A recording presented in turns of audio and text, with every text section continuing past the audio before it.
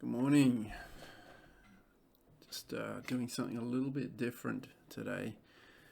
Just wanted to invite you into my quiet time. So it's about 6 a.m. The sun is rising. The day outside is still cool. And right now, the world is full of possibilities. And I find that the morning is the best time of day, for me at least, to dream, to reflect, to receive inspiration and, plan out my day. See what the day is going to look like before it actually happens. And I thought that I'd give you a couple of tools, a couple of strategies that I use and that I share with my clients. And also to tell you some of the revelations that I've been having, in recent weeks, as well as I, sit still, listen, and I think you'll enjoy it.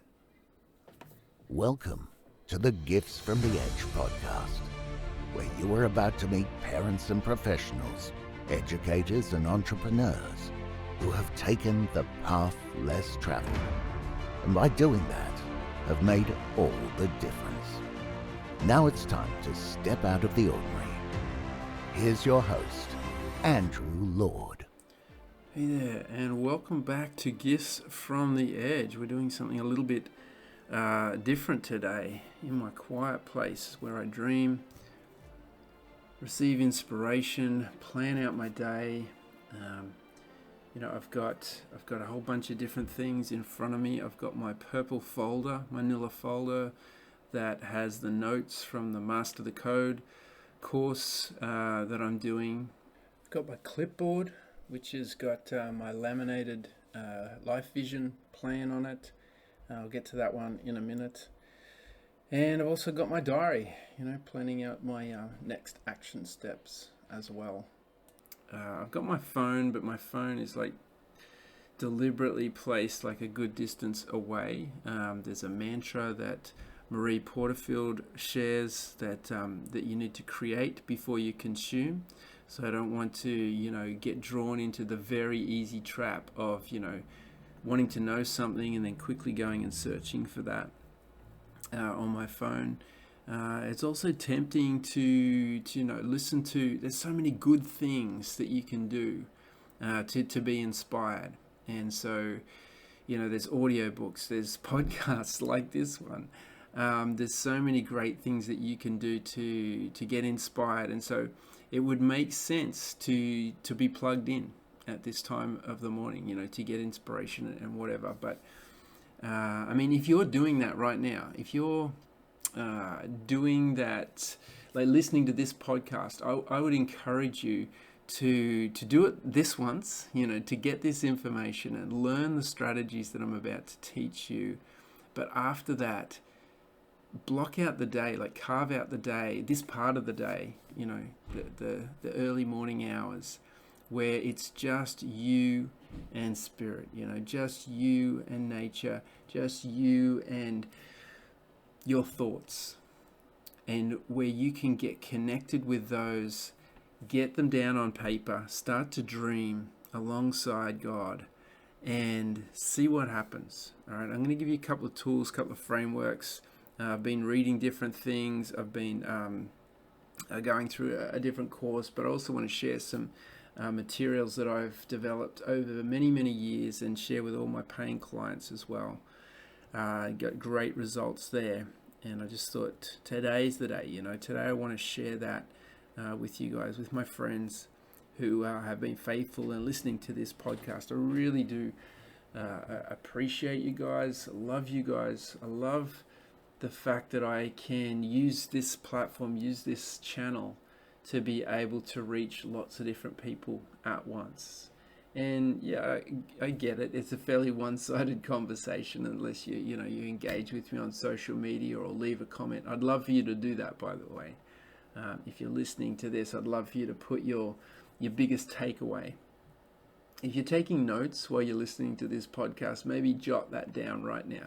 Leave a comment for Andrew. Let this be more than a one-way conversation. But as I was saying, I am extremely grateful for you guys, and that's where I want to start. I have a framework called the GVFD, and it stands for gratitude, vision, focus, and debrief. If you're taking notes, write those down. Gratitude, vision, focus, debrief. I'll put that on the blog page as well, so you can go there for easy reference. But I'm going to come back to the revelations that I've been having around gratitude in a minute. But let me just talk about gratitude. So gratitude is a powerful thing that we can do to train the reticular activating system in our brain. There's a great story that every life coach loves to tell. Well, I love to tell it anyway. Some coaches probably haven't heard of it, but it's the story of a lady who went to a coaching session, and she was thinking of starting a business. And so she did a visualization exercise with her coach. And so she pictured this, a light blue room. She pictured the way that the window would open to the north, and that the sun would stream in, and the sheer curtains would just sort of blow gently in the breeze. And, she pictured the type of clients that she would have, and the work that she would do, and the type of feelings and emotions that would happen in those sessions that she was planning to have. And so it was an awesome visualization exercise, but, the session finished, and she thanked her coach and went home. And on her way home, she saw this sign in the window. She saw a sign that said room for rent. And she thought, oh, that's interesting. I'll go check it out. And so she goes in. It was an upstairs room. There was a shop underneath. And she goes in. She asks the lady at the counter, do you know anything about the sign in the window? And she said, yeah, it's the room directly above us, actually. I can show you now if you'd like. And so she says, sure, that'd be great. And so there's a little, side door, and they go into like a narrow staircase that gets them up to a door. And the shopkeeper kind of opens the door to this room. And the lady who'd just been in the coaching session like a couple of hours earlier, she just gasps when she walks through the door. And she's just blown away by what she sees, because it matches exactly the vision that she had just had, or the visualization that she had just had in her coaching session a couple of hours earlier. And so that's, an awesome story. And the kicker of the story is, did she know some sort of secret that somehow manifested this dream office space or consulting space? Well, actually, the sign that she saw as she was driving home from the coaching session was actually on her way to and from work. She was talking about starting a business, but she had a full-time job at the moment. And she would drive past this sign to work, and also coming home from work. She would pass this sign twice a day, 5 days a week, and she found out the sign had been there for 6 weeks. So she had seen this sign a whole bunch of times, but she didn't actually see it, if that makes sense. So she saw it with her eyes. It was in her field of vision as she drove past, but it didn't register in her conscious awareness. So that's where the reticular activating system comes in. The reticular activating system is a part of our brain. It sits at the base of our skull, and all the neural information that comes from our senses, our hearing, our smell, our sight, our taste, our touch, all of those different senses come through the reticular activating system. And the reticular activating system, I just call it the RAS, it's like a quality controller, and it sits at the end of this neural superhighway where there's abundant information, billions of bits of information coming through. And it just sits there and says, not important, not important, not important, not important, like knocks it off the conveyor and into the bin by the side there. And the reason it does that is because our conscious awareness can't handle that much information. If we were to be exposed to every sensual stimuli that's around us, we would just collapse in a mess on the floor. We just can't handle that sort of information. So the RAS keeps us functioning by filtering out huge amounts of information that's around us. The problem with that is that often it'll filter out the things that we need to know about to live our best lives. You know, the clues, the hints that are there for us to track on and tune into, you know, all the opportunities, the amazing opportunities, and the right paths that are there for us every day, every minute of every day, all of our lives. So our RAS often just buckets or bins or shreds that information. Our challenge is, how can we train our reticular activating system to switch onto and be aware of the right opportunities that are resonating with the person that we are called to be. All right, each of us have a call from God. We've been given an amazing destiny, but our job is to step into that. How do we do that? One way is to switch on the reticular activating system to notice, to connect in with these amazing opportunities that are all around us. And that's what happened for the lady who was in that coaching session. The visualization exercise that she did with her coach enabled her to switch her reticular activating system on to notice this room, right? She had been driving past that window where she would have been able to see into that room. She would have seen the color of the wall. She would have seen the curtains blowing in the breeze. She would have seen the north sun pouring in that window. But her reticular activating system just filtered it out until she had a coaching session, and that allowed her to wake up and see that. Her RAS said, that's important, let it through. And then she was able to make a decision. Maybe I'll go check that out. She does, and it's a great story thereafter. So the reason I'm telling you all of this about the reticular activating system is because it is at the heart of how gratitude works. If we spend time when our brain is, rested and beautiful and fresh in the morning, being grateful for the things that are in our life, what that then does is it trains our reticular activating system to start noticing more of the positive things in our life. It starts training the reticular activating system to notice more of the things that are going to get us in line, in resonance with this person that we're called to be, right? And so that's what I'd love you to do. I'm gonna put a downloadable tool just below where you're listening to this on the blog.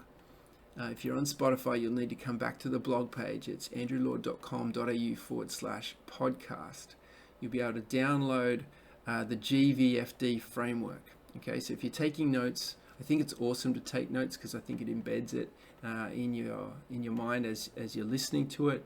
But if you're not, that's cool, because I've got this ready for you as a download. Okay.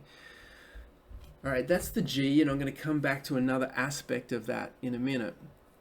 The second part is vision, where we set a positive intention for the future. I work with lots of different clients, and that's one of the first things that we do is we create a life vision. And I'm not just talking about a shopping list of things that you may want.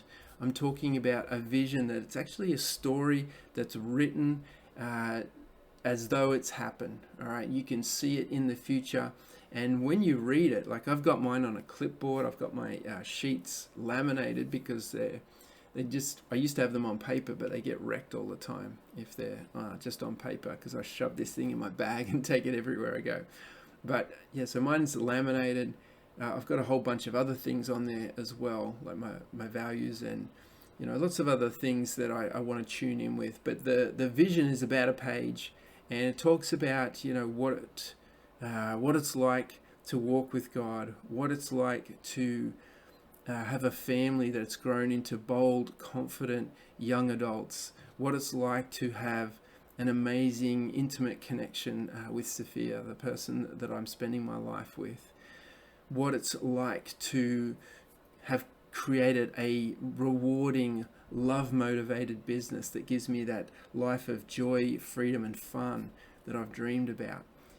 What it's like to co-create 10,000 success stories. This is my vision, all right? Yours is going to be different, but it's not something that you just sit down and go, yep, or it's not something that you can get ChatGPT to write for you or Gemini to write for you. It doesn't work like that. It's got to come from your heart, and it takes time.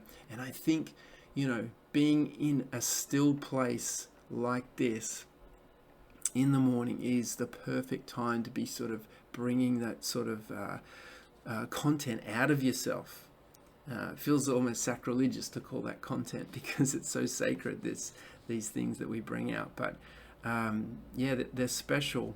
And so I encourage you, take some time to do that. All right, create a life vision for yourself. The next part, the F, stands for focus. All right, and this is where I write down 3, I call them big rocks, 3 big things that I want to see done in the day. And if I get these 3 things done in the day, I know that my day has been successful. All right, so it's almost like criteria for success, but at the same time, they are aligned with this call, this vision that's on my life. So all of these 3 kind of run. There's a synergy to these first 3: gratitude, vision, and focus. They're all in alignment. What are the 3 things that I want to do? I had a dream recently where I woke up and I just heard this voice say, "Take the 4 mountains," and I wrote that down. And I'd recently come across the book by Bronwyn O'Brien, 7 Mountains of Influence. There's a podcast. I'm going to put it. You should be able to see that as a related podcast on the podcast page. I'm going to put a link to that so you can go listen to that if you want to. It's the 7 Mountains of Influence. But, when I heard this, I had 2 thoughts immediately. Number one was, I better read the book by Bronwyn because I hadn't read it yet.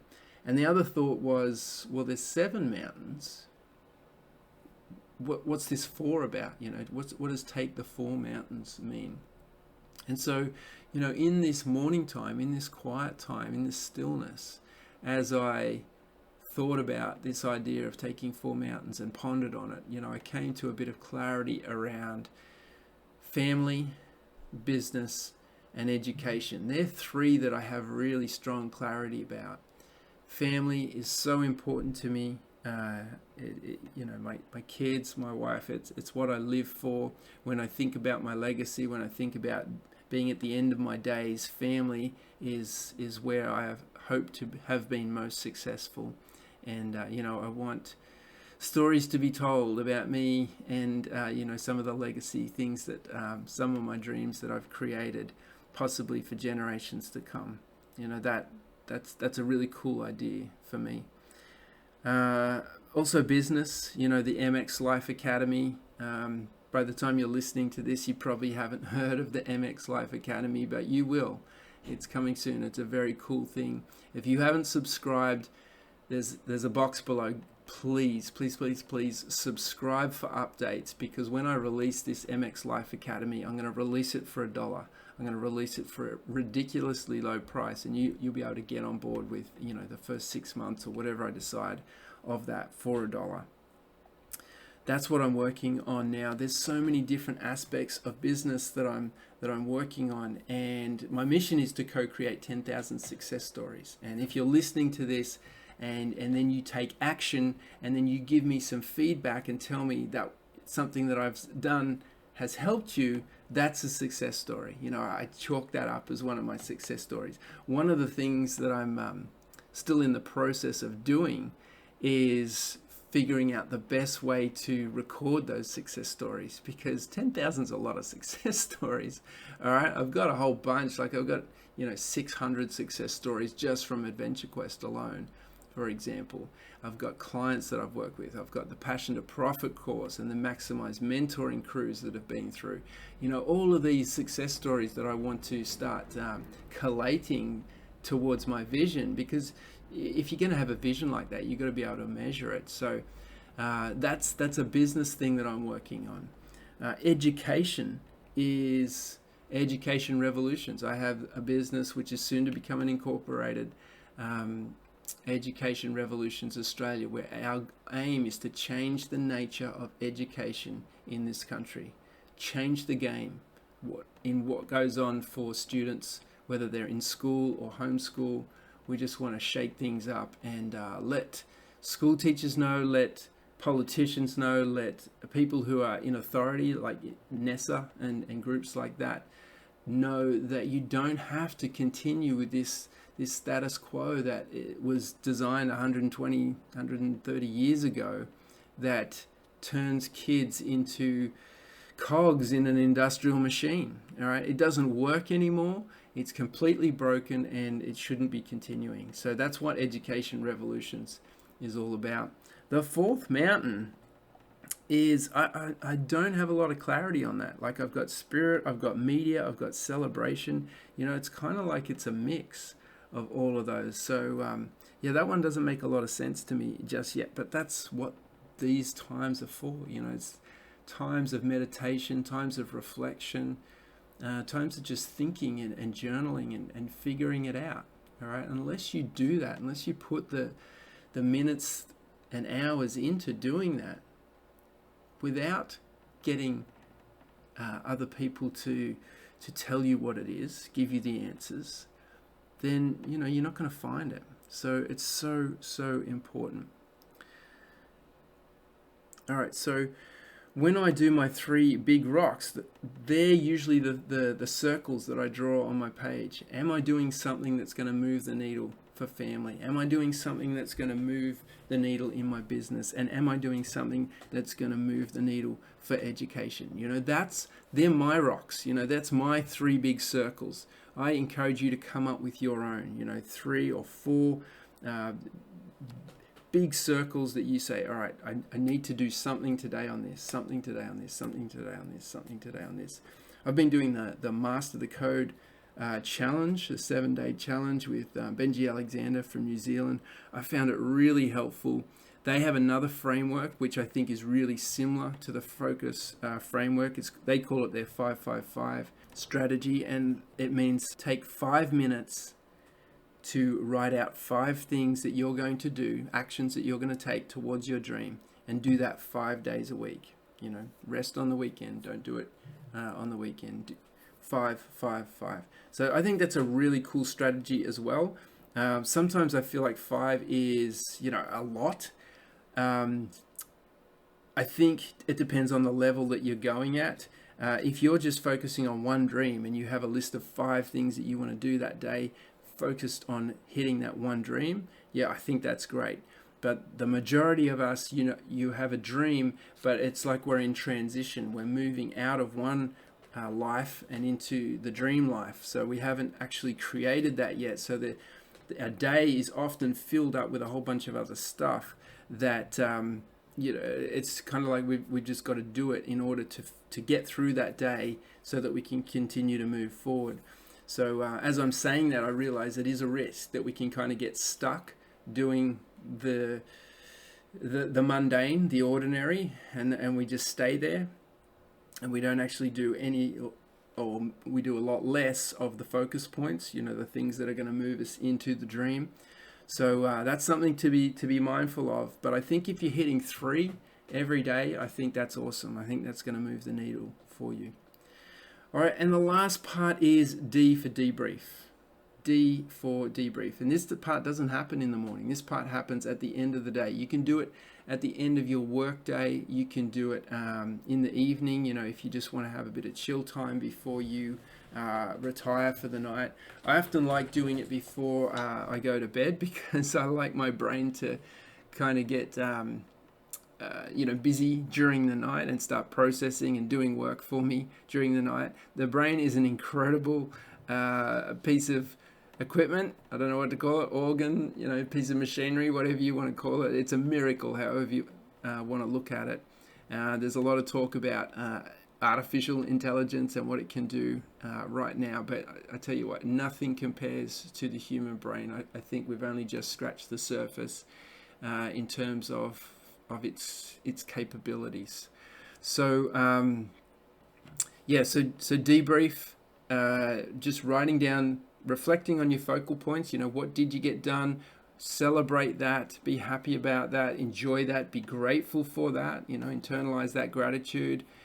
And you may also start to have, all right, I know that I got that done, so your brain automatically knows the next logical steps that you need to take. So you might have a list of things that you want to get done for the next day as well.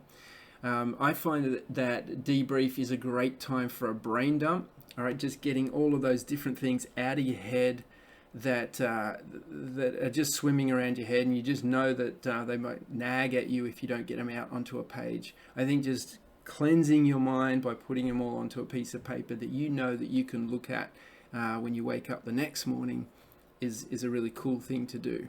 Just clear the deck so you can rest easy. I do want to make one point, and that is it's important to note there is a difference between your to-do list and your focus points. So if you're like me, your to-do list is a mile long. It's probably got 20, maybe even more different things on it, and there's no way that you're going to get to those 20 things today, all right, or the next day, or maybe even the next week. All right, they're there because you don't want to forget them. You've sort of outsourced that part of your brain onto a piece of paper just by writing a list, okay? That's not the thing that you look at when you're doing your focus. I mean, you look at it in terms of selecting activities, but you don't look at it as in this is your criteria for success. Because what's the obvious thing that's going to happen if you do that? If you look at a list of 20 things and you know that you have the capacity to do 3 things, so at the end of the day you haven't done 17 things, what's the feeling that goes along with that? Is it a motivating feeling where you look at a list and go, oh, look at the 17 things I didn't do today? Or is it a demotivating feeling? It's demotivating. We don't want that. We want our debrief to be a positive, celebratory time where you're motivated and you're filled up and you go, bam, got it, smashed it, yes, onto it tomorrow. Looking forward to tomorrow. Tomorrow's going to be even better. Awesome. That's what you want, all right? Playing the long game. All right. How are we going? Going good. All right. One more thing that I just want to share with you. As I said, I've been doing the Master the Code challenge. And as part of that challenge, the first part was processing failure. Done a lot of that in my days. The next part was writing down 100 dreams, and they gave you a cool framework to do that. My new version of the lifestyle design quiz will help if you're sort of heading in that area. It's something I'm working on right now. But it was a really interesting process to write down 100 dreams. I probably didn't get 100, all right? So I got a whole bunch of different things that I'm really excited about, but it felt a little bit like a shopping list, just like, I want this, I want this, I want this, like I was getting my Christmas list ready.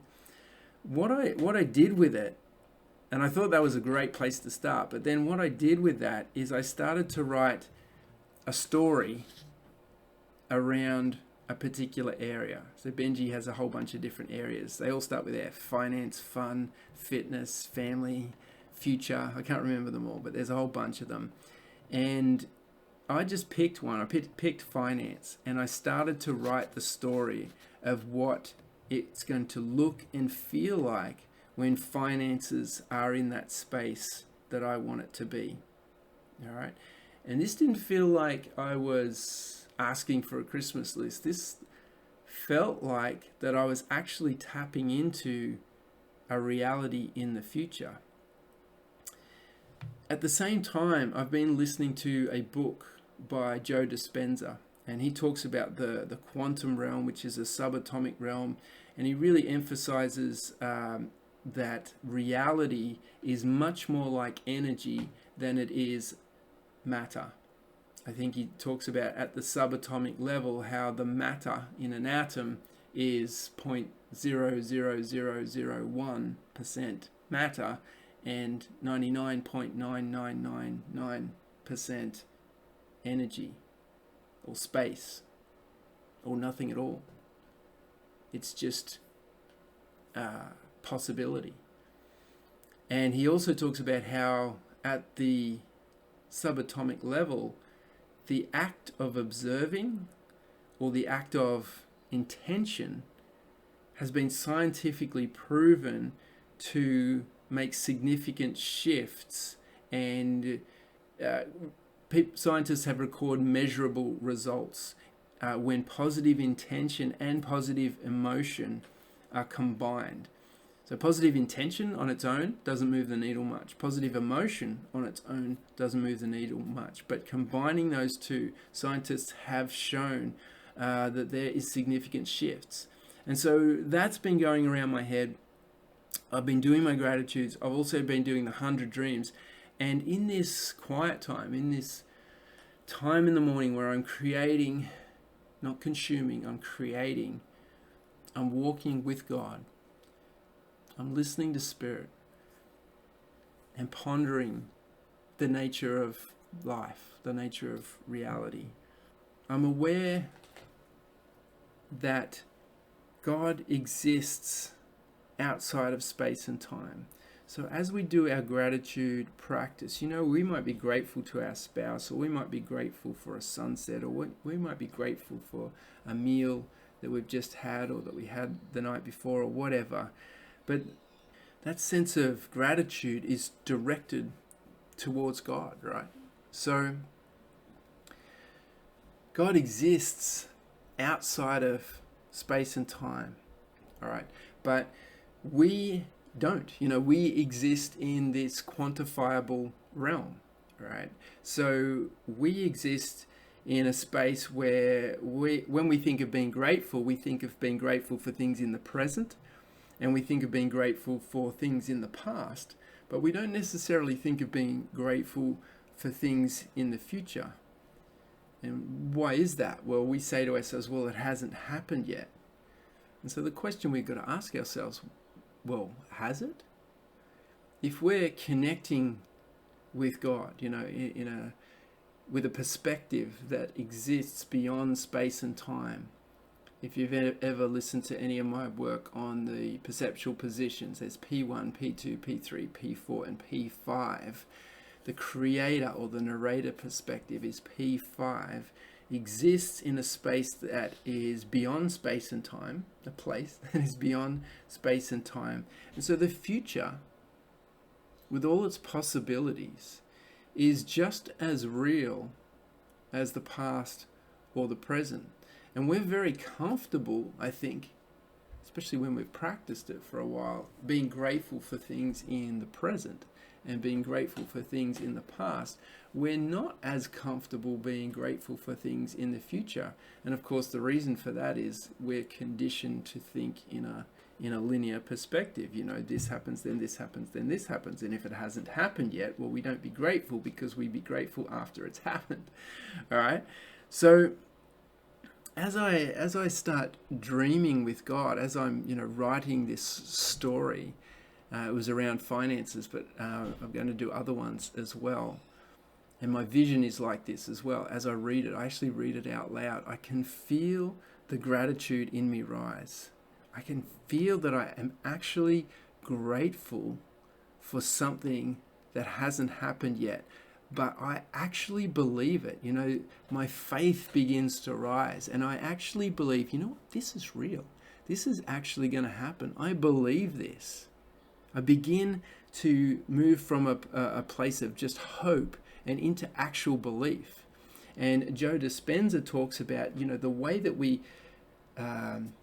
connect and are drawn towards this ultimate reality or this ultimate future. It's such a cliche when you hear that term, living your best life, but I don't think there's any better way to describe it. Your best life, if there's all these infinite possibilities, infinite futures, infinite realities that are out there in front of us in the future, and the one that we move towards is based on our choices, and it's also based on our internal intent and what we're resonating with, at a subatomic energetic level. We can be grateful for that future. We can see it with our mind's eye. We can be grateful for that future. And as we see it, as we are grateful, as we become more excited, more faith-filled, more happy in the present, science has also shown that as you are more positive in the present, you automatically start to create amazing results. And that's because of the reticular activating system, but I think there's a whole lot more going on there that we don't even realize, which is, super exciting and definitely something that I want to have more as a part of my life as well. So I'm just blown away by that. Like I haven't fully formed that idea in my head yet, to the point where I would sit down and do a workshop on it or teach on it. But I just wanted to do this. I wanted to invite you in this morning to this special time where I think it's special. I know it's special, where everything is still, everything is calm. And I'm just processing thoughts. I'm just thinking. And I thought, what greater gift from the edge could I share than to invite my friends to come and spend some of this time with me? So I hope you found it valuable. I've really enjoyed sharing it with you. As I said, I'm going to put a downloadable resource called the GVFD that I share with all my paying clients. I'm going to put that there so that you can go and get a copy for yourself. If you do download that, what I would love is if you don't share that directly with your friends, but share the link to this podcast for two reasons. Number one is I want people to hear this before they make the decision to download the GVFD. All right, I want them to want it before they get it. Okay, that's an important thing to me. The other part of that is if they download it, all right, that then puts them on the podcast list, which means that I get to connect with them even more in the future. All right, that's another big reason why I'd love for you to do it that way. I really appreciate that. And like I said right at the beginning, if you've got something out of this, if you've been taking notes or even you've just had thoughts pop into your head as you've been listening to this, please leave a comment, all right, either on social media or leave it on the blog page. I would love to see that. I'll definitely respond and love to continue this conversation in some of those different platforms as well. All right. Big day ahead for me. I've still got to go and do my GVFD. I've been talking so much I haven't done it yet. So I better get off this and let you go do yours, and I'm going to do mine. And I just pray that you have the most fantastic day as you start to put some of these different things into action. That's all from me for today. Bye for now.